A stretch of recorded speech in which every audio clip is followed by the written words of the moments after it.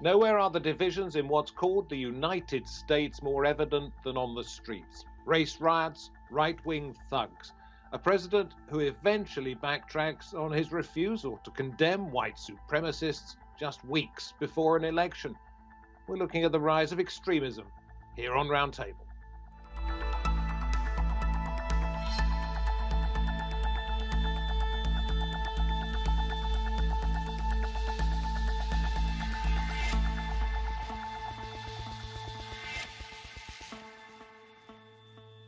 Hello and welcome from me, David Foster. In this, the latest in our series on how Donald Trump has changed America, we will talk to a black Trump supporter who brackets the Black Lives Matter movement with the Ku Klux Klan. As the election draws nearer, the spotlight has been on extremism and polarization in American society. While the Trump administration blames left-wing movements such as Antifa, white nationalists are the main target of complaints about violent extremism. According to the Southern Poverty Law Center, white nationalist groups have grown by 55% since the start of the Trump era in 2017.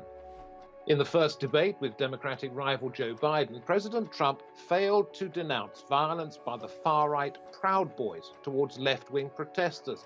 He later distanced himself from those comments, and now voters are left to ask, who is the best person to lead the country when extremism is on the rise and divisions are apparently getting more dangerous?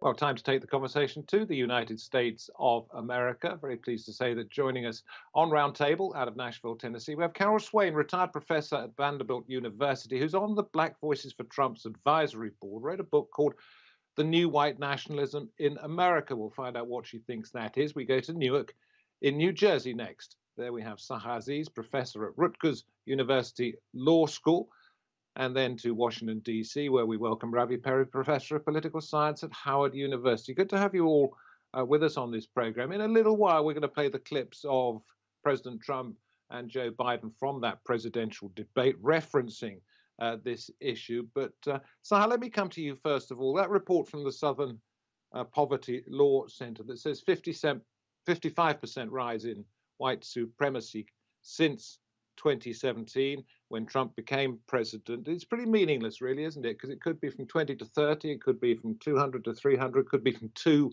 to 3. What do you think is the scale of this problem?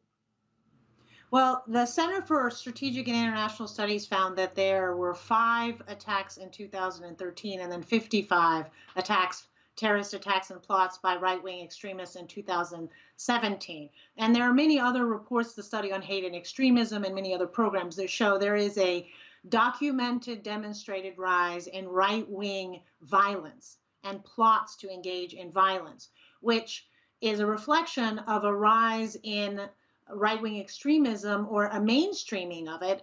And many of us who study these issues believe that it is as a result of Donald Trump and the advisors that he has hired, their rhetoric that legitimizes right-wing extremism, in particular in the form of white nativism and white supremacy. Sometimes it is covered in thinly veiled claims that it's white shaming or it's anti-white discrimination. But what this is really about is that there is a number of white Americans who feel threatened by the changes in demographics of the United States, and they are feeling threatened that more and more women, more and more minorities, more and more immigrants are no longer willing to accept systems, laws, practices, and policies that clearly discriminate against these groups, right? When we talk Can I just ask you this? I think we sort of know the background to it to some extent, but I want to ask you this. Is it just white supremacy groups that are causing issues, concerns, or is it all types of extremism? Because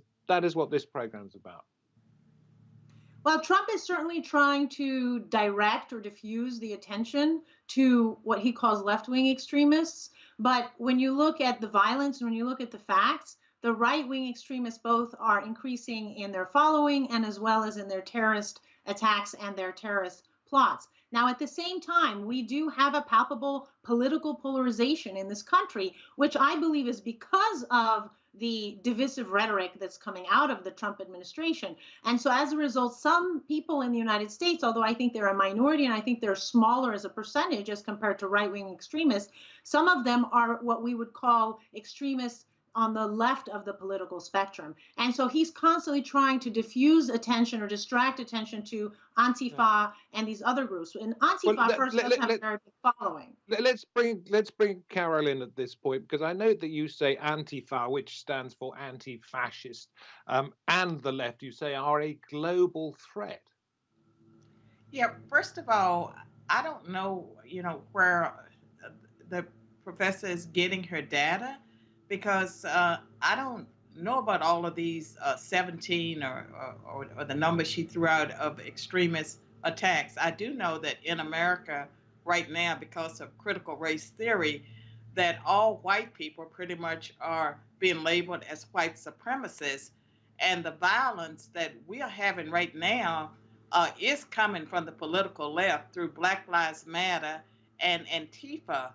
And as far as the Southern Poverty Law Center, they have been sued several times. They have no credibility. And I think it's a mistake to say that Donald Trump is responsible for the rise in white nationalism. When I wrote my book in 2002, there were issues that I pointed to that I thought would add to more racial conflict and turmoil in America. The things that I warned about in 2002, they predated Donald Trump.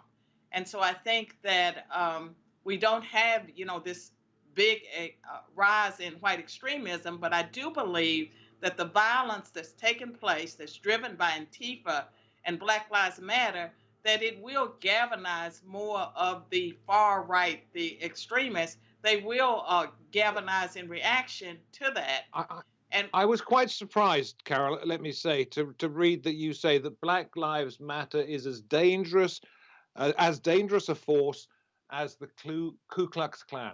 Yeah, I think they're one and the same. And the attacks that they do don't get labeled as hate crimes.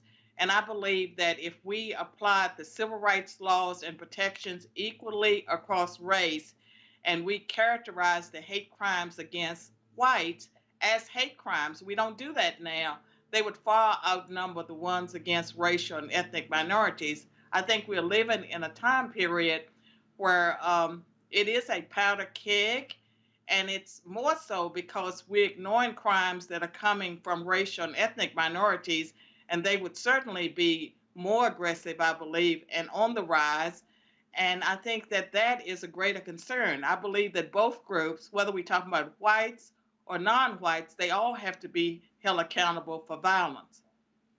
Okay, let's get Ravi's view on that. Oh, gosh. I mean, the rewriting of history by Professor Swain is very sad, having been educated in graduate school, having read her book, Black Faces, Black Interest.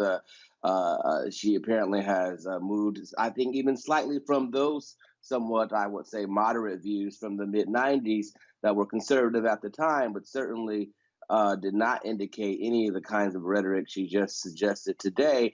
For example, equating Black Lives Matter with the Ku Klux Klan. I don't think I've heard anything in this entire election cycle to be that ridiculous. And really, it's an embarrassment. Look at what they're doing. The Ku Klux Klan has killed tens of thousands and maimed and bombed houses. And Black Lives Matter is not doing that. And also, by the way, Ku Klux Klan is designated a hate group by Donald Trump's own administration, along with Proud Boys, designated by the FBI.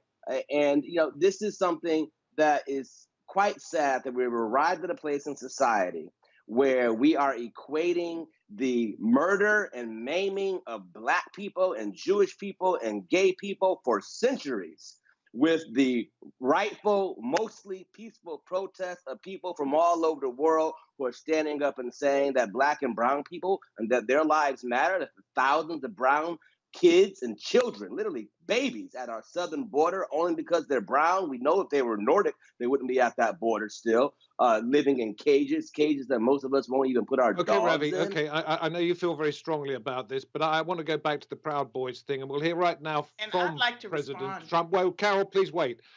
We'll hear from President Trump now, what he said at the debate about the Proud Boys. I'm willing to do anything. I want to see peace. Then do it, sir. Say it. Do it. Say it. Do you want to call them? What do you want to call them? Give me a name. Give me a White name. supremacists and Who would white you like me to condemn? White supremacists and right Proud Boys. Stand back and stand by. But I'll tell you what. Somebody's got to do something about Antifa and the left, because this is not a right-wing problem. And this is what Joe Biden had to say in response. Well, here's the point. Go ahead, the point sir. is that that's what he is, keeps trying to rile everything up. He doesn't want to calm things down. Instead of going in and talking to people and saying, let's get everybody together, figure out how to deal with this. What's he do? He just pours gasoline in the fire constantly. Carol, I know there's something you wanted to say. I couldn't give you the chance just then, but go ahead now. There's other issues I want to cover, so please make it brief. What I wanted to say is that the KKK is a group that we eradicated like decades ago. I bet you could not find 2,000 KKK members among America's population. But we do have people now, because of the identity politics, everyone is identifying by race, and that is totally contrary to what America as a nation is supposed to be about. Carol, I understand that you wanted to say that. Let's move on a little bit, because I want to ask Saha and, in fact, Ravi and you, Carol, if I may, what you thought, Saha, President Trump meant when he said, Proud Boys, stand by. He was telling them that I am not going to condemn you. He was very clear. He refused to condemn them. He refused to condemn white supremacy when he was asked. Whatever he said after the debate was merely due to political pressure and media coverage exposing that by not telling, for example, stating the Proud Boys should be condemned, or they are a white supremacist, in fact, or white let's bring up what he actually said. This was an interview with Sean Hannity a few days after the debate. He said, I've said it many times. Let me be clear again. I condemn the KKK.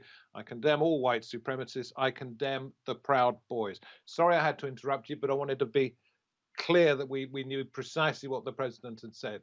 But he didn't say that during the debate. And when you say stand back and stand by, that's essentially saying, look, why don't you just wait until after the elections? Because right now you're causing me some political problems. And after I get elected, if I get elected, then I'll bring you back into the fold. I mean, Americans are not stupid people. And also, the Americans see his record. He ran on an Islamophobic, xenophobic, and a racist platform from 2015 and 2016. If you look at the Bridge Initiative coming out of Georgetown, if you look at the Southern Poverty Law Center, which is a credible civil rights center, if you look at many think tanks and the FBI hate crimes data, you will see that from 2015 to 2017, the number of hate crimes against Muslims and against Arabs skyrocketed.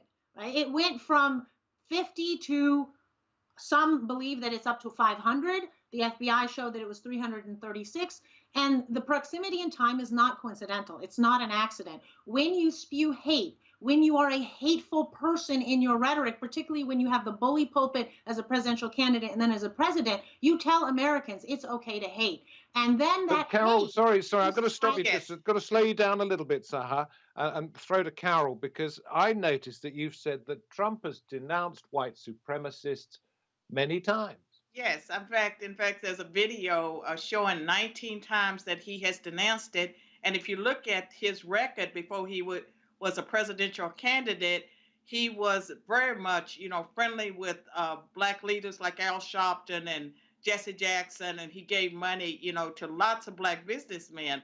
And the Southern Poverty Law Center, if they were a credible organization, they would have labeled Antifa and Black Lives Matter as hate groups. Let me throw this one at you. Let me throw this one at you. You say there's that video 19 times. How many times is that since he became president? Because I had a quick look back through the archives and found the last time he said it before the Sean Hannity interview was in 2017. I don't know, but I can tell you that what I think he meant when he was asked during the debate is, we're living in a moment in America and maybe across the world where all white people, because of a critical race theory, are being labeled as white supremacists, white privilege. And I think that white people feel under siege. And so if you're white, whether you're a racist or not, you're told that you are born a racist. And I think that that was what the president was reacting to, the fact that white people themselves feel under siege.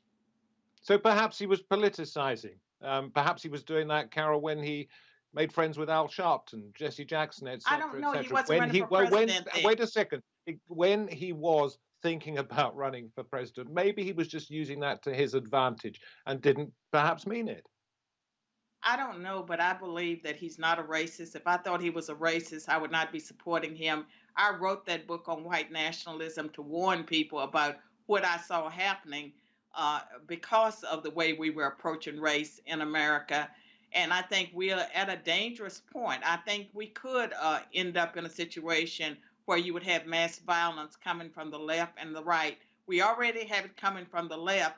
I think that there are extremists in the right that will respond. And I feel less safe as a person of color just because I see the violence coming from Black Lives Matter and Antifa. And I know that people will start retaliating. There's so many violent crimes, like a 5-year-old boy that was on his bicycle who was executed. And the woman that said all lives matter who was executed. These people were shot dead because they said those statements. There are numerous cases like that. They're not labeled as hate crimes. They should be. Ravi, let me come to you and ask about the Proud Boys. You've described them as quasi-militia, and yet they portray themselves as nothing more than simply concerned citizens who might be reacting to events around themselves at these rallies. Well, how people portray themselves, of course, and how they are two different things. We all can play that game. The reality is their job is to incite violence. Their job is to incite fear. Their job is to walk around public areas and to disrupt peaceful assemblies and people's First Amendment rights. Their job is to, in fact, intimidate, and in many instances, we have seen to actually maim people, as they have in Portland, Oregon. I want to correct the record also of something that Professor Swain said as the former president of the Association for Ethnic Studies. For her to say that critical race theory is the reason why white people may allegedly feel some way about identity politics. I mean, she's an expert. I've read her books. There's zero causality there. I mean, the talking points are brilliant. I mean, if you want to call them that, but I mean, she's really embarrassing. She's really embarrassing her PhD. There's no causality in terms of that relationship there. She couldn't produce one logistic regression to prove what she just said.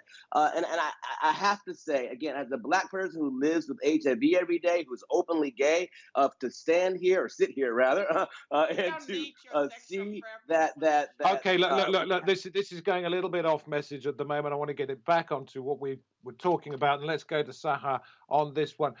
Something you wrote after the debate caught my attention, and one of the bits in it, you said, to be sure, Trump's primary targets of a domestic terrorism law will be left-wing and minority activists. What evidence do you have for that? Well, just the fact that he has characterized the Black Lives Matter movement as a terrorist group. The Black Lives Matter movement is a civil rights movement. There is no evidence to show that the movement, those who organize it hasn't been designated a terrorist movement. No, he hasn't said it. I've said it. I understand. Carry on, Saha. There are people in his administration and many of his supporters who would like to designate them as a terrorist group. And when you get into things like Antifa, I'm not here to defend Antifa, or the anti-fascist group, but I did write an op-ed that essentially showed, or I did the research, and it shows that although there are people who identify as left-wing extremism who have engaged in violence, actually Antifa is really more a very aggressive protest movement, and they are not intentionally trying to engage in violence. Oftentimes what happens when there's looting or when there's violence in mass protests is it's either agent provocateurs or it's individuals who are not authorized or are clearly violating the instructions of the organizers of the protest to engage in violence, and then the entire left-wing movement is being smeared. But I want to go back to the Black Lives Matter and the critical race theory. Critical race theory is Hang on. We only have about 6 minutes left, and there are some points that I particularly want to bring up, and that is how do we perhaps diffuse the situation. Ravi, let me come to you first of all. It is normally believed that unrest in people's minds, in their lives, in their radicalization is because of social factors. How do you change the dynamics here? Well, I happen to be teaching a class now called The Problems of American Democracy on Representation and Misinformation. And as an educator, a lifelong educator and child of educators, I think the number one way that you change the so-called social unrest is through education. We have to make sure that in public education throughout the country that we are actually teaching critical race theory, teaching ethnic studies, teaching queer studies, teaching the murder of 20 million Native Americans. These are the kinds of things that are part of American history and global history. And the more that we continue to go day by day and year by year and ensure that our students around the country here in the United States do not learn about itself, and the way America has not only gotten old, but the way America hopefully can grow up, that is the way that we need to move forward to ensure that these issues can be diffused. Unfortunately, that's a long game. In the short term, we have to turn out and vote in November. Okay, Carol, what do you say?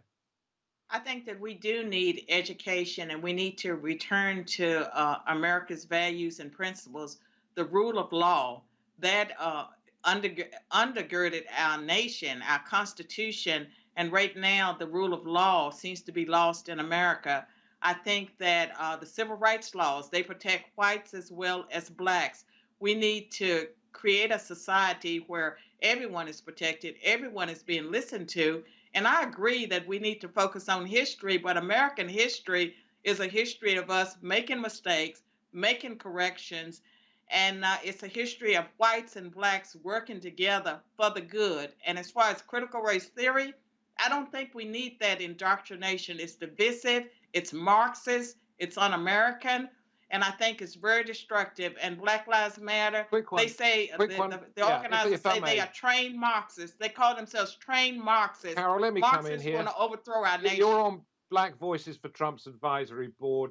You say that's just in a small capacity, small part of what you do. But my question to you is, do you think President Trump will have alienated many of the black people who voted for him last time around because of his inability to control the race riots on the streets, because of some people in his administration condemning Black Lives Matter?